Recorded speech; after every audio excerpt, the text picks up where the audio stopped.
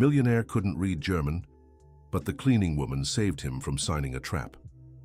Michael Johnson was about to sign the biggest contract of his business career when he sensed something wasn't right. The German attorney spoke with such conviction about the deal's benefits, but there was a strange haste in his gestures, an anxiety that didn't match the moment's importance. That's when he heard the sound of a bucket hitting the floor. Water spread across the marble office floor, dampening the edges of the documents on the table. Michael looked up, annoyed, ready to scold whoever had interrupted this crucial moment in his career. "I'm sorry, Mr. Michael," said Jasmine Wilson, the cleaning woman who had worked in the building for 5 years. But her eyes didn't show the expected embarrassment. Instead, there was an urgency in them that Michael had never noticed before. The German attorney, Lucas Schmidt, sighed impatiently.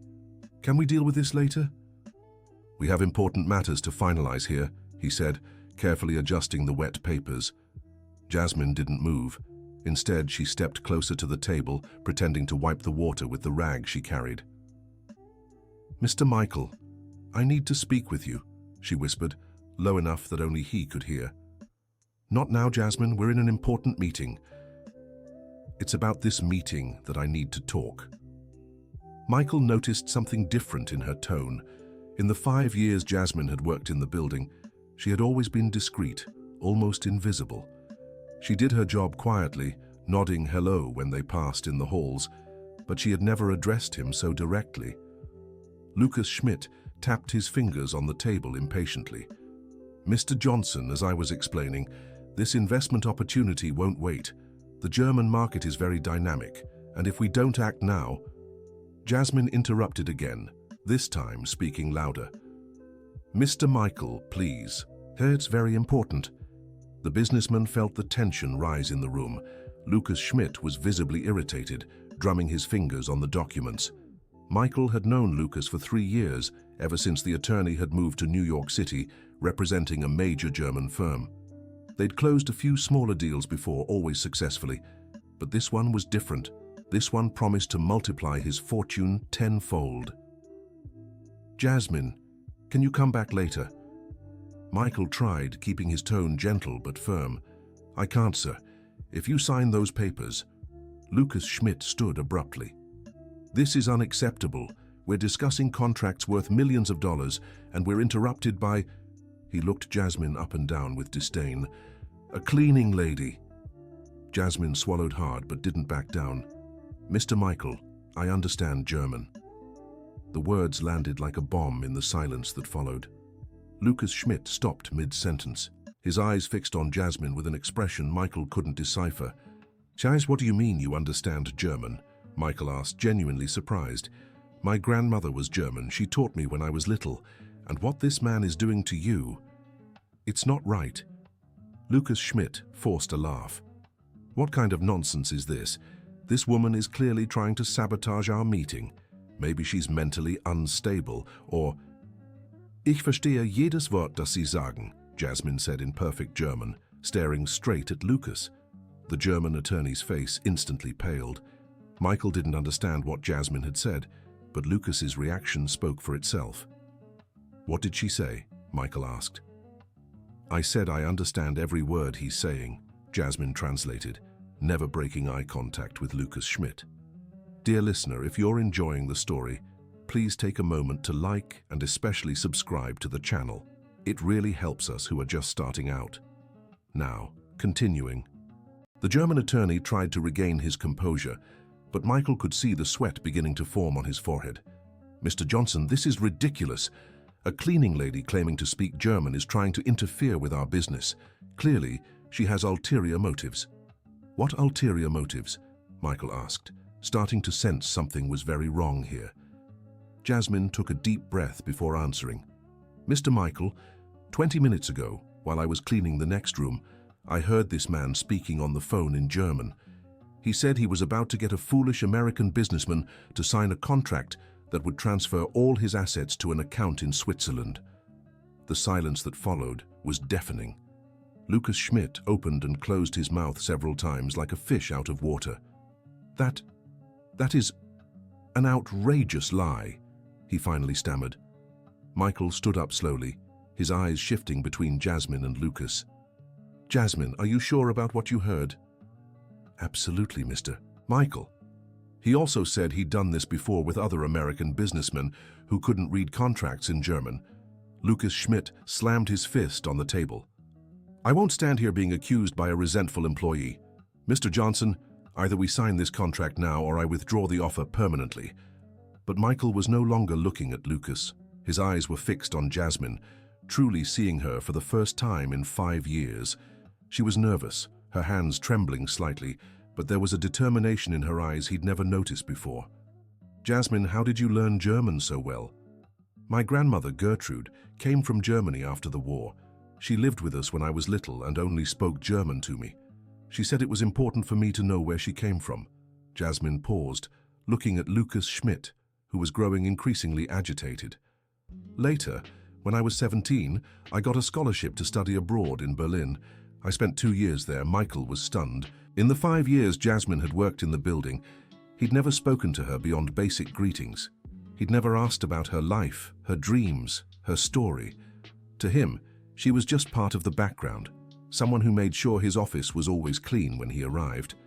"And why did you come back?" he asked, genuinely curious now. "My mother got sick. I had to come back to take care of her." Jasmine smiled sadly. "I've never regretted it. Family comes first." Lucas Schmidt seized the moment. "Very touching, but can we get back to business? I have other appointments today and—" "No," Michael said firmly. "First, I want to see these documents properly translated." "But Mr. Johnson, I've already explained everything." "You explained in English. I want to know exactly what's written in German." Lucas Schmidt began gathering the papers from the table. "If you don't trust me after 3 years of successful partnership, then there's nothing left to discuss here." "Wait," Michael said. "Jasmine, can you read these documents?" Jasmine nodded, stepping closer to the table. Lucas Schmidt tried to pull the papers away, but Michael was faster, holding them firmly. "I insist, this is completely unnecessary," Lucas protested. Jasmine took the first document and began reading silently. As her eyes moved down the lines, her expression grew increasingly grave. "Mr. Michael," she finally said, "this isn't an investment contract." "What do you mean?" "It's an asset transfer document. It says here that you're voluntarily transferring all your properties, bank accounts and investments to a German company as payment for—" She paused, reading more carefully, "as payment for gambling debts." Michael felt the ground disappear beneath his feet. "Gambling debts? I've never had gambling debts in my life." Lucas Schmidt was visibly sweating now. "She's lying. She's making all this up. It's written right here." Jasmine pointed to a specific section of the document. "Der Schuldner Michael Johnson überträgt hiermit alle seine Vermögenswerte zur Begleichung seiner Spielschulden," which means the debtor Michael Johnson hereby transfers all his assets to settle his gambling debts. The businessman felt his legs weaken. 10 minutes ago, he was about to sign what he thought was the deal of his life. Now he discovered he was seconds away from losing everything he had built in 30 years of work. "Lucas, explain this right now," Michael demanded, his voice trembling with anger. The German attorney was clearly panicking. "There must be a mistake in the translation. German legal terms are complex." "There's no mistake," Jasmine interrupted. "I studied law for 2 years in Germany before I had to return. I know exactly what these terms mean." Michael looked at Lucas Schmidt, the man he had trusted for 3 years, the man who had helped him expand his business, the man who was now trying to steal everything from him. "Get out of my office," Michael said, his voice low but filled with authority. "Mr. Johnson, we can talk about this." "Get out!" Michael shouted, pointing to the door. Lucas Schmidt hesitated for a moment, then quickly gathered his belongings and rushed out, leaving the documents on the table. When the door closed, the office fell silent. Michael slumped into his chair, running his hands over his face. Jasmine remained standing across the table, still holding some of the documents. "Jasmine," Michael finally said, "you saved my life." "I only did what was right, Mr. Michael." "No, you did much more than that." He looked up at her. "You risked your job, your safety, to protect someone who—" He paused, ashamed. "Someone who didn't even know your last name." Jasmine smiled softly. Wilson. Jasmine Wilson. Jasmine Wilson, Michael repeated, as if etching the name into his memory so he'd never forget. Why did you do it? Why did you help me? Jasmine hesitated before answering, as if deciding how much to share. You've always been kind to me, Mr. Michael. Never treated me poorly. Never yelled at me like some others do. When my son got sick last year and I had to miss a few days, you didn't dock my pay or fire me. She paused, her eyes filling with tears. That meant a lot to me. Michael felt a tightness in his chest. He didn't even remember that incident. To him, it had just been a matter of basic decency. But to Jasmine, it had meant so much more. Your son, is he okay now? Yes, thank you for asking. It was pneumonia, but he recovered completely. Michael nodded, still processing everything that had happened. After a few moments, he stood and walked to the window overlooking New York City below. Jasmine, can I ask you a personal question? Of course, Mr. Michael. If you speak fluent German and have a law background, why are you working as a cleaner? The question seemed to touch a nerve because Jasmine took a long time to answer. When I came back from Germany, I tried to find work in my field, but, she sighed, without a completed degree and no connections, it was very hard. People see a black woman who lived in the Bronx and don't believe I actually studied in Germany. They think it's a lie or an exaggeration. Michael turned to look at her, truly seeing who she was for the first time. Jasmine was a woman in her 40s, with her hair tied back in a practical bun and intelligent eyes he had never noticed before. There was dignity in her posture, a natural elegance that had nothing to do with expensive clothes or jewelry. Did you try to validate your degree? I did, but it's an expensive and complicated process. And even if I succeeded, she shrugged, sometimes it's easier to accept what life offers than to fight prejudices you know you can't overcome alone. Michael felt a wave of shame. How many people like Jasmine were around him? How many talents wasted because of prejudices he himself might have unknowingly perpetuated? Jasmine, do you want to keep working as a cleaner? She looked at him, surprised. Why do you ask? Because I'd like to offer you something different. I need someone to help me with international contracts, especially in German, someone I can trust. Jasmine's eyes widened. Mr. Michael, I don't know if... Think it over. You don't have to answer now. But I want you to know the offer is serious. Jasmine nodded, still visibly shaken by the proposal. Can I ask one more question? Michael continued. Of course. How did you know Lucas was lying? I mean, besides understanding the language, how did you know he was deceiving me? Jasmine smiled for the first time since the conversation began. Mr. Michael, when you clean offices for 5 years, you learn to observe people. You see who's honest, who's nervous, who's lying. She paused. And these past few weeks, every time that man came here, I noticed how he looked at your things. It wasn't the look of a business partner. It was the look of someone who already considered everything here his own. Michael shook his head, impressed. And I didn't see any of that. You didn't need to. You had other important things to worry about, but me, I spend hours here in silence. You learn to notice things. At that moment, Michael's phone rang. It was his partner, David Thompson. Michael, how did the meeting with the German go? Did you close the deal? Michael looked at Jasmine before answering. David, I need to tell you something very important. Can you come here now? Sure, I'm on my way. When Michael hung up, Jasmine was already gathering her cleaning supplies. I'll let you two talk in private. No, Jasmine, I want you to stay. You're part of this story now. 20 minutes later, David Thompson was sitting in the office, listening in disbelief to what had happened. Michael told him everything, from Jasmine's interruption to the discovery of the document's true nature. My God, Michael, David said, running a hand through his hair. You almost lost everything. I know, and if it weren't for Jasmine... David looked at the cleaner who had remained quiet the whole time. Ms. Jasmine, on behalf of the company, I want to thank you for what you did. I just did my job, Jasmine replied modestly.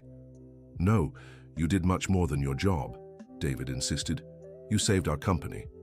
Michael stood up. David, I was offering Jasmine a new position, To work with us on international contracts. David nodded immediately. Excellent idea. We need someone trustworthy for these matters. I haven't said yes yet, Jasmine gently interrupted. The two men looked at her, surprised. Why not? Michael asked. Jasmine hesitated before answering. Gentlemen, I really appreciate the offer, but you need to understand something. I'm a black woman from the Bronx who works as a cleaner. If you promote me just like that, people will think it's for other reasons. They'll speak ill of me and of you too. Michael and David exchanged uneasy glances.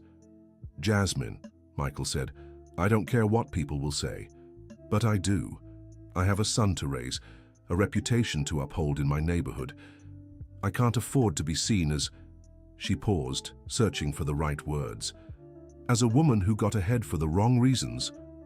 David leaned forward. So, what's the solution, in your opinion? Give me time to prove my worth. Start by paying me to translate some documents at home in my free time. If the work is good, then we can talk about a more permanent arrangement. Michael smiled. Even in a situation like that, Jasmine was thinking strategically and intelligently. You're right. Let's do it that way. Dear listener, if you're enjoying the story, don't forget to like and subscribe to the channel. It really helps those of us just starting out. Now back to the story. In the days that followed, Michael couldn't stop thinking about what had happened. Lucas Schmidt hadn't reached out again, likely knowing his scheme had been uncovered. Michael had hired an international law specialist to review every contract he'd signed with Lucas over the past 3 years. Fortunately, the earlier deals were legitimate, but that didn't lessen the gravity of what had nearly happened. Jasmine had taken some documents home and returned them the following week with flawless, detailed translations. They weren't just literal. She had included explanatory notes about legal and cultural nuances that might have gone unnoticed. Michael, David said during one of their weekly meetings, Jasmine's work is exceptional. She flagged several problematic clauses in contracts even our own lawyers had approved. I know. I'm already thinking about formalizing a job offer for her. Do you think she'll accept? Michael sighed. I don't know. She's a very proud person, and she's right to worry about appearances. That's when Michael had an idea. The following Friday, he asked Jasmine to stay a few minutes after work. Jasmine, I want to propose something different. I'm listening, Mr. Michael. How about I pay for you to get your German degree validated? In the meantime, you can work part-time with us, officially as a translation consultant. That way you keep your independence while gradually adjusting to the new environment. Jasmine looked at him for a long moment before answering. Why are you doing this for me? Because it's the right thing to do, and because I've learned that wasted talent is a crime. What if I can't adjust to the corporate world? It's been so long since I left university. Then at least you'll know you tried, and I'll know I did the right thing.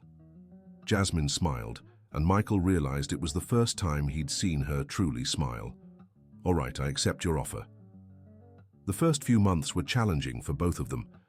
Jasmine split her time between morning cleaning work and afternoon translations. Michael arranged a small office for her, away from the curious eyes of other employees, but the changes soon became evident.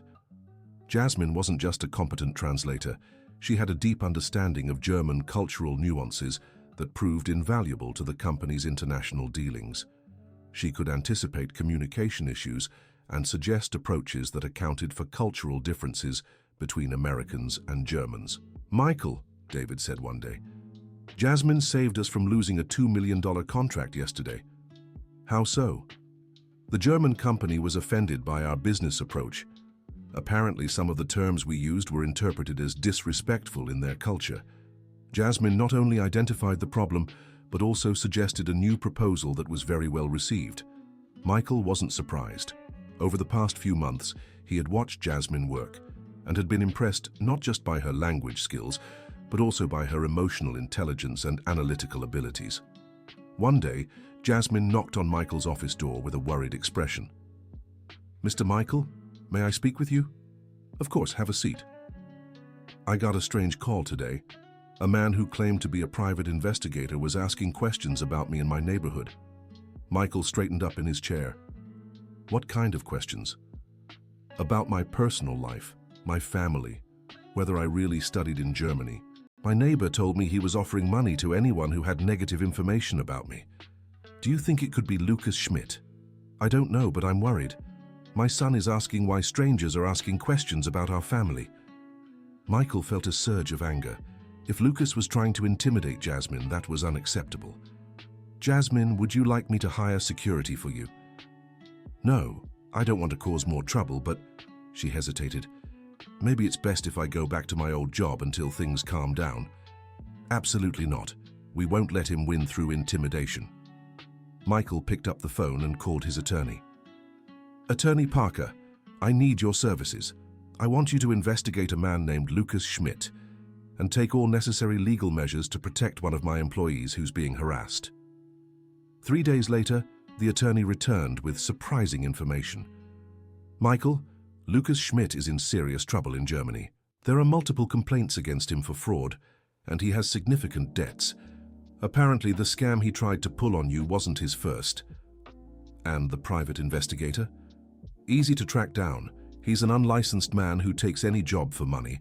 I've already sent him a legal notice to cease any investigation related to Ms. Jasmine. Michael felt relieved, but Jasmine was still visibly shaken when he shared the news. Mr. Michael, maybe it's best if I look for another job. I don't want to bring trouble to the company. Jasmine, you're not bringing trouble. You're being targeted for doing the right thing, and we're going to protect you. It was then that Michael realized just how important Jasmine had become, not just to the company, but to him personally. She had become a trusted advisor, someone he could discuss not only professional matters with, but also personal ones. A month later, during a meeting with a major German client, Jasmine did something that surprised everyone. The client was visibly upset about some contract terms and had started speaking in German with his assistant, seemingly ready to cancel the deal. Jasmine stood up and addressed the client in fluent German, explaining there had been a cultural misunderstanding and that the American company had never intended to offend. She spent 20 minutes talking with the client, and by the end, he was smiling and ready to sign the contract. How did you do that? Michael asked after the client left. I explained that we're a company that values people from all backgrounds, that I myself am proof of that. I told him my story, how I went from cleaning to working here thanks to the opportunity you gave me. He was impressed by the company's progressive vision. Michael shook his head, smiling. Jasmine, you turned our weakness into strength. How so? The fact that we're an American company, less formal than German ones, could have been seen as a disadvantage. But you showed that our diversity is our strength. That evening, Michael invited Jasmine to dinner at an elegant restaurant. It was the first time they had spoken outside of work. Jasmine, can I ask you a personal question? Of course. Do you ever regret helping me that day? Jasmine laughed softly. Never. Why do you ask? Because your life has gotten much more complicated. Lucas Schmidt, the investigations, the pressure at work. Mr. Michael, my life has always been complicated. The difference is that now it's also interesting. Michael smiled, but there was something else he wanted to know. And your son, how is he handling the changes? Jasmine's face lit up. Marcus is so proud. For the first time, he can tell his classmates that his mother is a respected professional. She paused, emotional. Do you know what he told me the other day? That he wants to study international law, like I did. He'll make it. With the example he has at home, he can do anything. Jasmine was quiet for a moment before speaking again. Mr. Michael, can I tell you something I've never told anyone? Of course. When I was studying in Germany, I dreamed of working in international law. I wanted to be a bridge between cultures, to help American and German companies understand each other better. She smiled sadly. When I came back and couldn't find work in the field, I thought that dream was over forever. And now I feel like I'm exactly where I always wanted to be. It just took a different path than I imagined. Michael leaned forward. Jasmine, I want to make an official proposal. I want you to be our Director of International Relations. Jasmine's eyes widened. Mr. Michael, I... Think carefully before answering. It's a position with a lot of responsibility. You'll oversee all our international contracts, not just the German ones. You'll travel, represent the company in important meetings. And the others, what will they say? What? They'll say we promoted the most qualified person for the job. Your work these past months speaks for itself. Jasmine was silent for several minutes, clearly weighing the offer. Can I ask a favor? Anything. I want you to announce my promotion along with the results I've achieved. I don't want anyone thinking it was charity or a personal favor. It'll be exactly like that. The following Monday, Michael gathered all the employees for a special announcement. He began by presenting the exceptional results the company had achieved in international contracts over the past few months. These results didn't happen by chance, he said. They're the product of the outstanding work of someone many of you know, but may not realize how much she's contributed to our success. Michael then shared, without going into details about Lucas Schmidt, how Jasmine had become essential to the company's international business. He showed charts of contracts secured, savings made, and problems avoided thanks to her work. That's why I'm pleased to announce that Jasmine Wilson will be our new Director of International Relations. The reaction was mixed. Some employees seemed genuinely impressed and happy, others visibly surprised and perhaps skeptical. But Michael had expected this. In the days that followed, there were whispers in the halls, some speculation about the reasons behind Jasmine's promotion. But Michael was prepared. He arranged meetings where Jasmine presented her work, showed the translations she'd done, and explained the cultural nuances she'd identified. Gradually, even the most skeptical began to recognize that Jasmine truly deserved the position. Her knowledge was undeniable, her dedication evident. But the real test came 3 months later, when the company received a partnership proposal from a major German corporation. It was the biggest deal Michael Johnson had ever tried to close, and it depended entirely on Jasmine Wilson's ability to navigate the complexities of German culture and law. The negotiations lasted weeks. Jasmine traveled to Germany 3 times, spending days in lengthy meetings. Michael joined some of the video conferences and was impressed watching her work. She wasn't just fluent in the language, she understood the German mindset, knew when to be direct and when to be diplomatic, and could anticipate objections and prepare responses. Dear listener, if you're enjoying the story, don't forget to like and especially subscribe to the channel. It helps us a lot as we're just starting out. Now back to the story. The crucial moment in the negotiations came when the German company's CEO, Mr. Schultz, expressed concerns about the American company's ability to meet German quality standards. Mr. Schultz, Jasmine said in perfect German, I understand your concerns. In German culture, quality and reliability are fundamental values, but allow me to share something about American culture that you may not know. Jasmine then told her own story, how she had studied in Germany, how she had returned to care for her family, how she had worked as a cleaner for years without losing hope or dignity. She explained how Michael had recognized her potential and given her an opportunity, and how that represented the best of American culture, the ability to see value in people regardless of their background.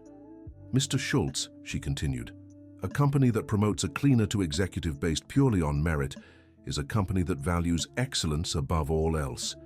That's exactly the kind of company that can meet German quality standards. Mr. Schultz was silent for a long moment. Then he smiled. Ms. Wilson, I couldn't agree more. Let's move forward with this partnership. The contract was signed the following week. It was the biggest in Michael's company's history, guaranteeing financial stability for years and opening doors to new international markets. At the celebration party, Michael made a special toast. This success belongs to all of us, but I want to especially recognize someone without whom none of this would have been possible. Jasmine Wilson not only saved our company from fraud, but also helped us reach heights we never imagined possible. The applause was sincere and warm. Michael noticed that even the employees who had initially been skeptical about Jasmine's promotion now regarded her with genuine respect. But the most special night wasn't the company party.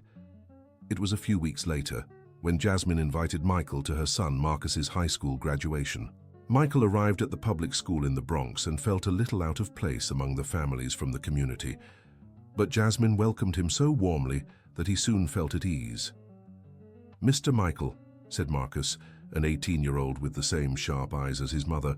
"Thank you for coming. I wouldn't miss it for anything. Your mum told me you want to study international law." "Yes, sir. I want to follow in her footsteps." During the ceremony, Michael watched Jasmine proudly applauding as Marcus received his diploma as the top student in his class. There were tears in her eyes, but they were tears of joy and pride. "He got a full scholarship to Columbia University," Jasmine whispered to Michael. "He's going to study law. Just like his mom. Better than his mom. He won't have to interrupt his studies." After the ceremony, during the small gathering Jasmine hosted at her simple but welcoming home, Michael had the chance to talk with some of Jasmine's neighbors. He discovered that she was respected in the community, that she had always helped other neighbors with translations and documents, and that she had never forgotten her roots even after her promotion. "Jasmine has always been special," said Mrs. Jenkins, an elderly woman who lived next door. "Even when she was struggling, she always found time to help others. She helped me understand my husband's retirement paperwork," another neighbor shared. "She didn't charge anything, said it was her duty to help the community." Michael was starting to realize there was much more to Jasmine than he had imagined. She wasn't just an exceptional employee, she was a person of exceptional character. The following Monday, Jasmine showed up at the office with an unexpected proposal. "Mr. Michael, I'd like to create a language training program for employees." "How so?" "Many of our employees have the potential to learn languages and assist with international contracts. We could uncover hidden talents, just like I was hidden." Michael smiled. It was so typical of Jasmine to think of others even at the height of her own success. "That's an excellent idea. How do you see it working?" "We could start by offering basic English and Spanish classes to interested employees. Those who show aptitude could receive scholarships for more advanced courses." Jasmine paused, organizing her thoughts. "And we could also partner with universities for employees who want to finish or start higher education." "Are you thinking of becoming our HR director too?" Jasmine laughed. "No, I just think we have a social responsibility. I was lucky you gave me a chance. How many other talented people are out there waiting for an opportunity?" Michael nodded. It was impossible not to be inspired by Jasmine's vision. The program launched 3 months later and had surprising participation. Employees at all levels signed up for language classes. Some discoveries were impressive. The night security guard spoke fluent English from his time in the Navy. The receptionist had studied French as a teenager and still remembered a lot. One of the technicians had taught himself Japanese by watching anime. "Jasmine," David said one day, "your program is revolutionizing our company. People are more motivated, more engaged." "That's what happens when you show people they have value," Jasmine replied. But not everything was perfect in Jasmine's life. A few months after the program launched, she received a disturbing call. "Jasmine Wilson?" said a male voice on the phone. "Yes, who is this?" "My name is Felix Schmidt. I'm Klaus Schmidt's brother." Jasmine felt a chill. "What do you want?" "I'd like to talk to you about what happened between my brother and your boss." "I have nothing to say to you." "I think you do. Klaus told me you slandered him, made up lies to ruin him." "That's not true. He lost everything because of you. His reputation, his clients, his life in Germany. Now he's living with me, depressed and hopeless." Jasmine felt a mix of anger and pity. "Mr. Felix, your brother tried to defraud my boss. I only revealed the truth." "Do you have proof of these accusations?" "I have the documents he prepared." "Documents can be forged. Your word against his." Jasmine realized where the conversation was going. "What exactly do you want?" "I want you to retract the accusations. Admit you made a mistake in the translation, that there was a misunderstanding." "I'll never do that." "Then we'll have to settle this another way." The line went dead, leaving Jasmine with a sense of dread. She immediately told Michael about the call. "Michael, I'm worried. I think they might try something." "What kind of thing? I don't know, maybe trying to tarnish my reputation or—" Michael interrupted. "Jasmine, you won't face this alone. I'll increase building security and hire personal protection for you if needed. I don't want to live in fear, and you won't. But we also won't underestimate the situation. Michael was right to be worried. The following week, strange rumors about Jasmine began circulating in the business community. Someone was spreading that she had been fired from previous jobs for theft, that her German education was fake, that she had seduced Michael to get the promotion. "This is clearly a smear campaign," said Michael's attorney. "We can sue for slander and defamation." But Jasmine was more concerned about the impact on the company than her own reputation. "Michael, maybe it's best if I resign until this situation is resolved." "Absolutely not. We won't let them win through intimidation." The situation reached a boiling point when a journalist showed up at the company asking questions about the mysterious rise of Jasmine Wilson. It was clear someone had fed the press distorted information. "Mr. Johnson," the journalist said, "is it true that Ms. Wilson worked as a cleaner and was promoted to director after a personal relationship with you?" Michael felt anger rising but kept his composure. "Ms. Wilson was promoted solely based on her professional merit. We have complete documentation of her work and results." "But don't you find it odd to promote a cleaner directly to director?" "I find it odd to question someone's competence based on their previous job. Ms. Wilson is fluent in German, has a degree in international law, and secured the biggest contracts in our company's history." The interview was published in a twisted way, suggesting Michael was suspiciously defending Jasmine. But to their surprise, the public reaction was unexpected. Messages of support began pouring in. Other companies reached out wanting to learn about the company's social mobility program. Universities asked Jasmine to give talks about overcoming adversity and opportunities. "Michael," Jasmine said one day, "I don't think the Schmidt brothers expected this reaction." "How so?" "The attempt to smear me is backfiring. People are seeing my story as inspiring, not scandalous." Michael smiled. "That's because your story is inspiring, and people recognize authenticity when they see it." The turning point came when Felix Schmidt made a mistake. Trying to escalate the smear campaign, he contacted several of the company's clients, spreading lies about Jasmine. But one of those clients happened to be Mr. Schultz, the German CEO, who had closed the major deal with the company. Mr. Schultz not only dismissed the accusations, but called Michael directly. "Mr. Johnson, someone is trying to slander Ms. Wilson. I want you to know I have the utmost respect for her and her work." "Thank you, Mr. Schultz. We're handling the situation. If you need anything, witnesses or statements about her professional character, I'm at your disposal." When Michael told Jasmine, she was moved. "You know what this means, Michael. It means my work speaks for itself.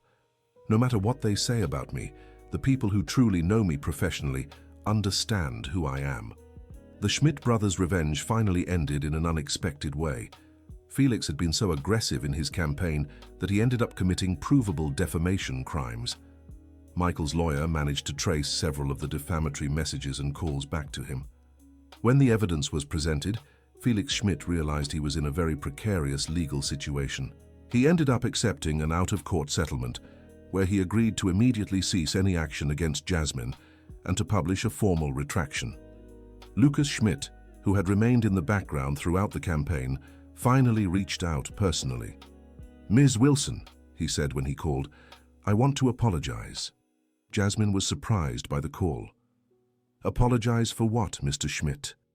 "For everything. For trying to defraud your employer. For allowing my brother to harass you." He paused. "I was desperate because of the debts and made a terrible decision. You did the right thing by stopping me. And now, how is your situation?" "I'm trying to rebuild my life. I went back to Germany. I'm in therapy, and I'm working to pay off my debts honestly." Lucas sighed. "I want you to know I admire what you've achieved. You turned a terrible situation into something positive." When Jasmine told Michael about the call, he grew thoughtful. "Do you believe him?" "I think so." There was something different in his voice, like he finally understood the gravity of what he did. "And how do you feel about all this?" Jasmine smiled. "Relieved and grateful. If Lucas hadn't tried to pull that scam, I never would have had the chance to change my life. So in a way we should thank him." "In a way, yes, sometimes the worst situations lead to the best outcomes." 2 years after the incident with Lucas Schmidt, Michael's company had become one of the most respected in the country for international business. Jasmine had expanded the department, hiring a team of translators and consultants specializing in different languages and cultures. Marcus had finished his second year at Columbia University with excellent grades and secured an internship in the legal department of a multinational company.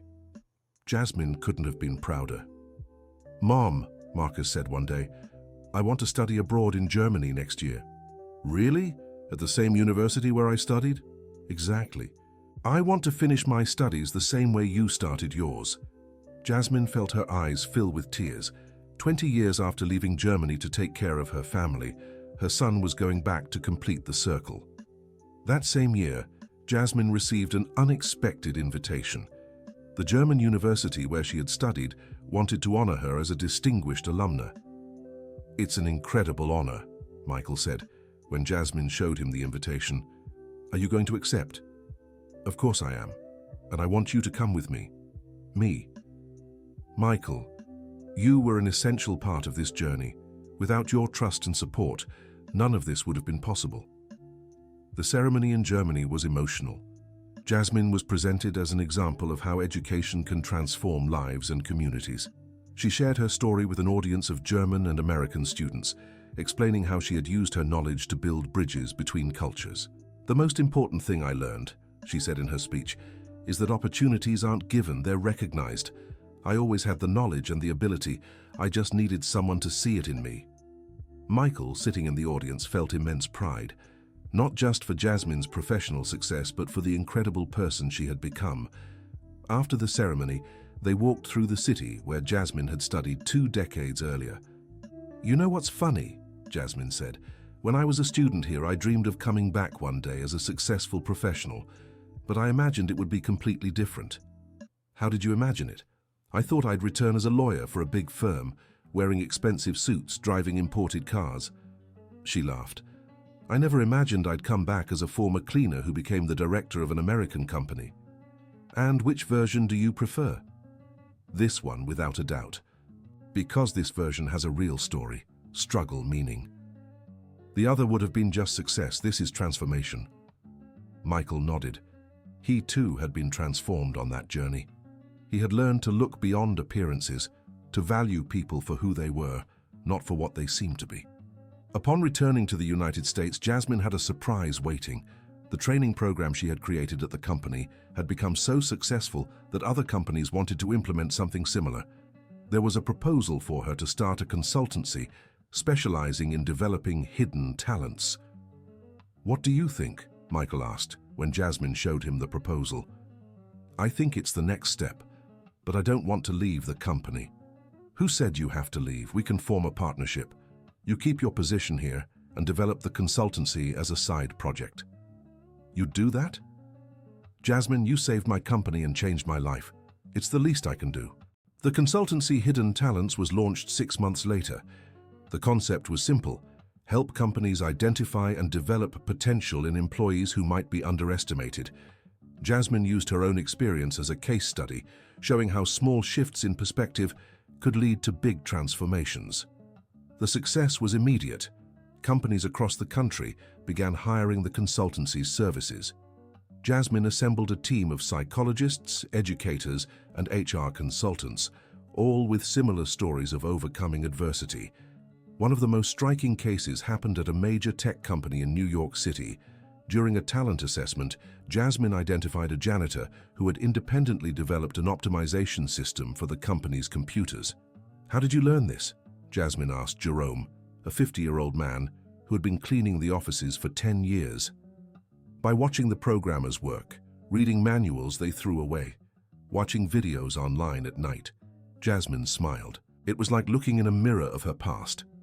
Jerome was promoted to the company's IT team after completing a training program. 6 months later, he had developed a solution that saved the company millions. "Jasmine," said the tech company's CEO, "you have a special gift for finding diamonds in unlikely places." "It's not a gift," Jasmine replied. "It's experience. I know what it's like to be an unrecognized diamond." Success stories multiplied. Jasmine's story became legendary in the American business world. She was invited to give lectures at universities, appear on television programs, and write articles for industry magazines. But the achievement she was most proud of was another. 5 years after that day she dropped the bucket of water in Michael's office, Jasmine was invited to the White House to receive an award for her work in corporate social responsibility. "Ms. Wilson," said the Secretary of Labor during the ceremony, "your story represents the best of the United States. The ability to transform, to overcome, to refuse limitations imposed by society." Jasmine, elegant in her navy blue suit, accepted the honor with the same humility she had always shown. "This honor isn't just mine," she said in her speech. "It belongs to all Americans who work honestly every day, sometimes without recognition but always with dignity. It belongs to employers who have the courage to look beyond appearances. And it belongs to families who, like mine, never give up on their dreams." Michael was in the audience applauding with tears in his eyes. Beside him was Marcus, now a law graduate working in the company's international department. On the other side was David, who had become one of the biggest advocates for the talent development program. After the ceremony, during the reception, Michael approached Jasmine. "Can I ask you something I've always wanted to ask?" "Of course." "That day, when you knocked over the water bucket, was it on purpose?" Jasmine smiled mysteriously. "Michael, I had been cleaning that office for 5 years. Do you really think I'd accidentally spill water right during an important meeting?" Michael laughed. "I knew it. But why didn't you ever say anything?" "Because it didn't matter. What mattered was stopping you from signing those documents. The rest is just details." That night, back in New York City, Jasmine stopped in front of the building where it had all begun. It was late, and the building was nearly empty, but she had the keys and decided to go up to Michael's office. She entered the room where she had worked as a cleaner for so many years and now worked as a director. She looked at the desk where the biggest fraud in the company's history had almost taken place and where contracts now benefiting hundreds of employees were signed. Her phone rang. It was a message from Lucas Schmidt in Germany. "Ms. Wilson, I saw online the news about your recognition in Washington, D.C. I want you to know I'm genuinely happy for your success. I'm working as a junior consultant here in Munich, trying to rebuild my life honestly. Thank you for stopping me from making an even bigger mistake. Lucas." Jasmine smiled and typed a reply. "Mr. Schmidt, I'm glad to hear you're rebuilding your life. Everyone deserves a second chance. I wish you great success, Jasmine." She put her phone away and looked out the window at New York City below. Millions of people working, dreaming, fighting for an opportunity. How many other Jasmines were out there, waiting for someone to recognize their worth? The next morning, Jasmine arrived at the office with a new idea. "Michael, I want to expand our program." "Where to?" "All across the United States. I want to create a foundation that identifies talent in underserved communities, offers scholarships, and connects people with potential to companies that need their skills." Michael didn't hesitate for a second. "Let's do it. How much do you need to start?" "Far more than just money. I need a network of partners, universities, companies committed to real social change." "You'll make it happen. Your story has already opened many doors." "It's not my story, Michael. It's our story. Yours too." The Hidden Talents Foundation was officially launched a year later, with Michael as board chairman and Jasmine as executive director. The pilot program was implemented in 10 American cities, identifying people with potential in situations similar to what Jasmine had experienced. The results surpassed all expectations. Within 2 years, over 500 people had benefited from the program. Former cleaners became programmers, former security guards became engineers, former cooks became administrators. But the case that moved Jasmine the most was Letitia's, a 45-year-old woman who worked as a housekeeper and had developed her own method for teaching children with learning difficulties. "How did you discover this method?" Jasmine asked during the interview. "My son struggled in school. Teachers called him lazy, but I knew there was something different. I started studying on my own, creating different exercises for him. It worked so well that other mothers began asking for help." Letitia was connected with a university researching innovative education methods. 6 months later, she was leading a pilot program in public schools, helping hundreds of children. "Jasmine," Letitia said at a foundation event, "thank you for seeing in me what even I didn't know was there." "I just created the opportunity, Letitia. The talent was always there." 10 years after the incident with Lucas Schmidt, Jasmine was giving a lecture at Harvard University on social innovation when she received a question that made her reflect deeply. "Professor Wilson," said a student, "if you could go back in time, would you change anything about your journey?" Jasmine thought for a long moment before answering. "I would change one thing, yes. I'd change how long it took me to realize my own worth. I spent years accepting that my place was only in cleaning, when in truth I had so much more to offer." She paused. "But at the same time, that experience taught me empathy and humility I wouldn't have learned any other way. So maybe in the end everything happened exactly as it should have." After the lecture, Jasmine walked across Harvard University's campus, reflecting on how unpredictable life could be. Who would have thought a woman who had cleaned offices for years would now be giving lectures at one of the most prestigious universities in the world? Her phone rang. It was Michael, calling from the United States. "Jasmine, I have incredible news. We just received an offer from the European Union to implement our talent identification program in African countries." "Really? How did that happen?" "Your work reached them. They want to use the Hidden Talents Foundation's model as the basis for a continent-wide program." Jasmine felt her heart race. This was more than she had ever dreamed of. "Michael, this means we'll help thousands of people. Millions, Jasmine. Potentially millions." When she hung up, Jasmine sat on a bench on campus and let the tears flow freely. They were tears of gratitude, fulfillment, pure joy. She thought of her grandmother Gertrude, who had left Germany with nothing but hope for a better life. She thought of her mother, who had worked as a maid her whole life to give her daughter an education.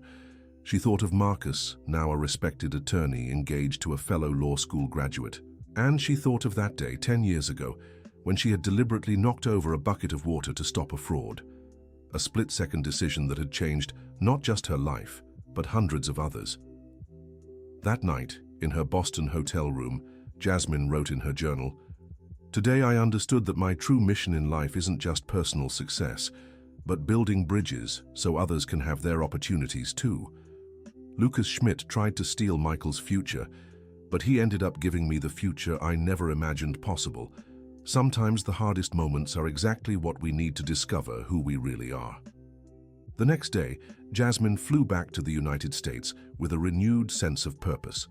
There was so much work to do, so many lives to transform, so many hidden talents to uncover. When the plane landed in New York City, Michael was waiting at the airport with a bouquet of flowers and a huge smile. "Welcome back, our international ambassador," he said, hugging her. "Michael, it's still strange to think it all started with me cleaning your office." "Not strange to me, it's perfect. You were always exceptional, Jasmine. I just took 5 years to see it." In the car on the way to the office, Jasmine gazed out the window at the city that had become the center of her new life, New York City, with its millions of residents, its social contrasts, its opportunities and challenges. "Michael, I have one last confession to make." "What?" "That day, when I knocked over the bucket, I didn't just understand German. I had also seen Lucas Schmidt the day before, talking to another man in the parking lot. They were looking at photos of your office and discussing how easy it would be to fool an American businessman." Michael nearly stopped the car. "Jasmine, why didn't you ever tell me?" "Because I had no proof, and because I knew you wouldn't believe a cleaner's word over a respected attorney's." She smiled. "So I created a situation where the truth could come out naturally." "You're amazing. You planned it all?" "I didn't plan anything beyond stopping you from signing those documents. The rest was a consequence of doing the right thing."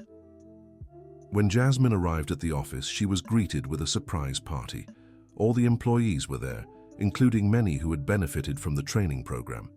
There were also representatives from partner companies, alumni from the foundation, and even some journalists.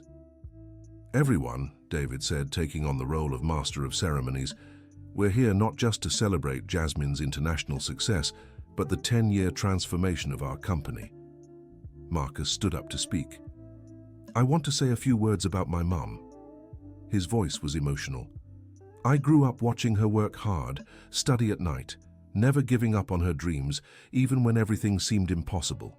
She taught me that dignity isn't about the job you do, but how you do your job, and that opportunities don't just appear, they're created. Jasmine was openly crying now. All of this was more than she had ever imagined possible. Michael stood up for the final speech. 10 years ago, I almost lost everything because of my arrogance and prejudice. I didn't see the value in the people around me, didn't recognize the talents right in front of me. He looked directly at Jasmine. Jasmine Wilson didn't just save my company, she saved my soul.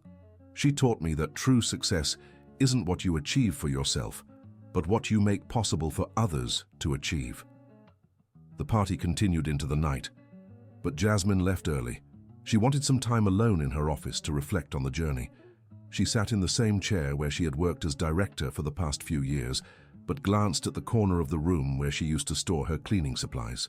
Two realities of the same person, separated only by an opportunity and the courage to seize it. Her computer was on, displaying the company's system homepage. Jasmine opened a new file and began writing. Project Hidden Talents Global. Objective: create a worldwide network for identifying and developing human potential in socially vulnerable situations. Mission: ensure no talent is wasted due to lack of opportunity or recognition. She worked late into the night, drafting the first outlines of what would become her biggest project, a program that could literally change the world, one person at a time. When she finally prepared to leave, Jasmine made one last stop at the employee restroom. There was Shanice, the new cleaner who had been hired a few months ago. Good evening, Ms. Jasmine, Shanice said timidly. Good evening, Shanice. How are you adjusting to the job? Good, thank you. It's a very nice environment here. Jasmine studied the young woman for a moment. There was something familiar about her, an intelligence in her eyes that Jasmine recognized. Shanice, may I ask you something? How far did you go in school? I finished high school, ma'am. I even started college for education, but... She sighed. I had to work to help at home. Jasmine smiled. History was repeating itself, but this time it would be different. How about we talk tomorrow about some scholarship opportunities our company offers? Shanice's eyes lit up. You'd do that for me? I would, because I know what it's like to have potential and just need a chance to show it. When Jasmine finally left the building, it was almost midnight. The city was quiet, but she felt more energized than ever. She had just found the next person whose life she could help transform. In the car on her way home, Jasmine called Michael.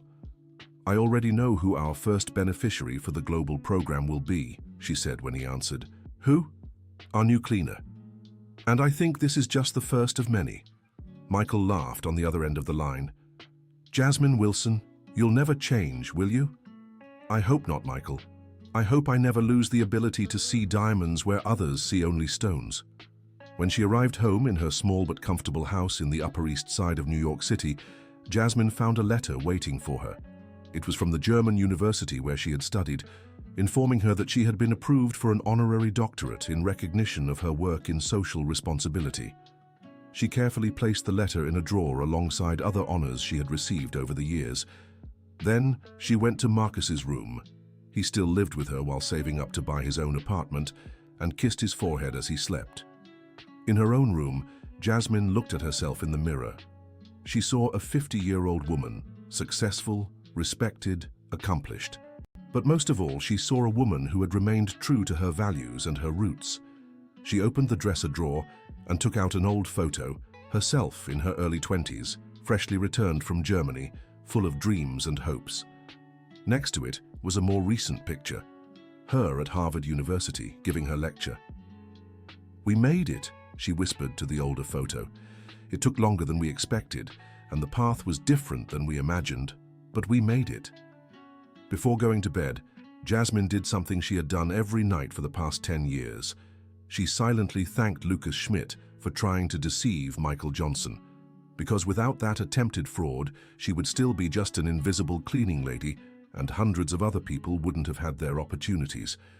Sometimes the greatest blessings come disguised as the toughest challenges, and sometimes a simple bucket of water spilled on purpose can change the world. End of story. Now tell us what you thought of this story and where you're watching from. If you have a similar experience to share, leave us an honest comment. Do you believe Jasmine made the right choice by risking everything to save Michael? We'd love to hear your thoughts. Thank you so much for joining us. Don't forget to like and, most importantly, subscribe to the channel.